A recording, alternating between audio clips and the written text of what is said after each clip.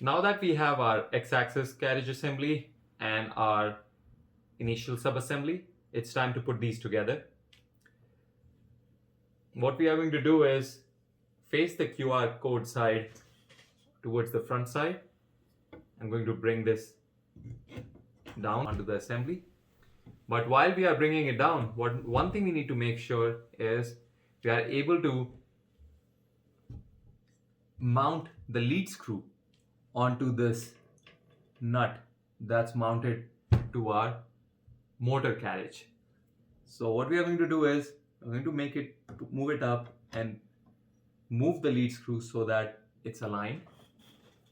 And once that is aligned and we know our rollers are on the sidebars, we are going to hold this coupler and rotate it. The direction that you're rotating it is essentially counterclockwise when looking from the top. Now this should be pretty smooth and easy, and all your three wheels on each side should be riding on the sidebar.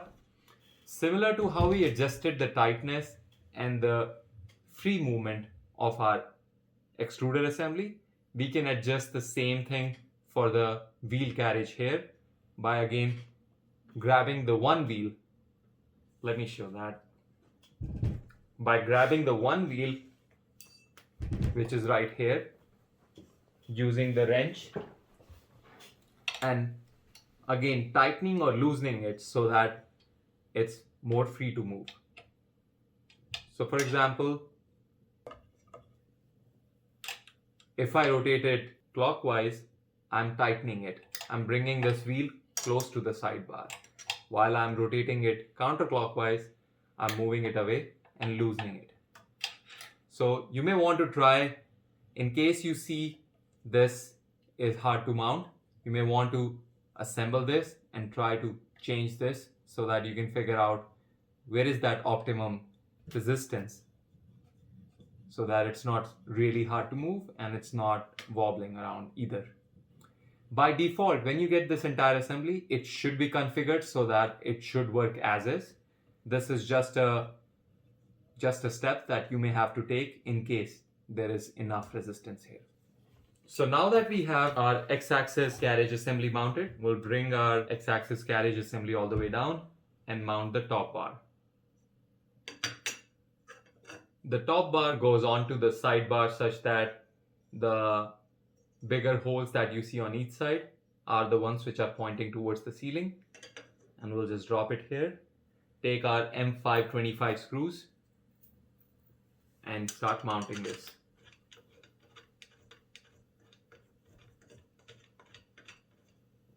And once they are in, I'm going to take the largest size wrench and tighten these. The main purpose of the top bar is to create the structural integrity for the whole printer, because now the printer has a box design. It is more rigid, more stable, and not flimsy. So once you tighten these screws, as next step, we need to assemble our spool assembly onto the top bar. The way we assemble this is we take this metal bar and put it next to the side which is closest to the lead screw. The reason we do that is the side which is closest to the lead screw is also the one which is closer to the motor carriage, and that side is where the filament will be inserted from. Therefore, having the filament on this side will be helpful. The way we put this on is using the M58 screws and the T-nuts. And what we can do is we can mount these screws and nuts together first, similar to how we saw in the tensioner as well as the Z-axis limit switch. So just barely put them in and now mount this such that the hollow side is facing on the back side and not towards the QR code side. So once you have it mounted, we're going to take our wrench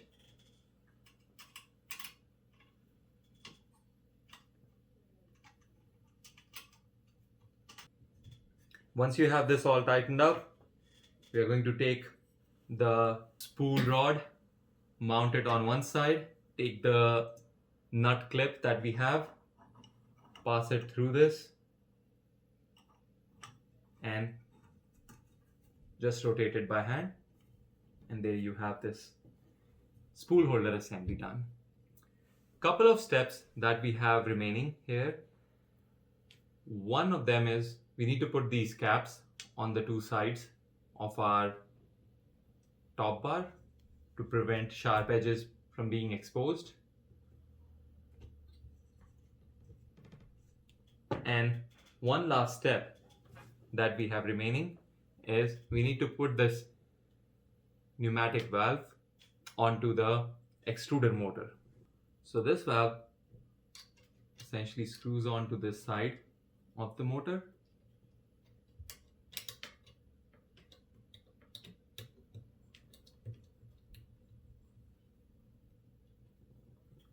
And the tube will go into this hole. The way it goes is you have to press this plastic end, and while you press it, push this tube all the way in until you can't push it any further, and then release it. And now this tube is onto it. Also, as part of the assembly, you will be provided with this blue clip.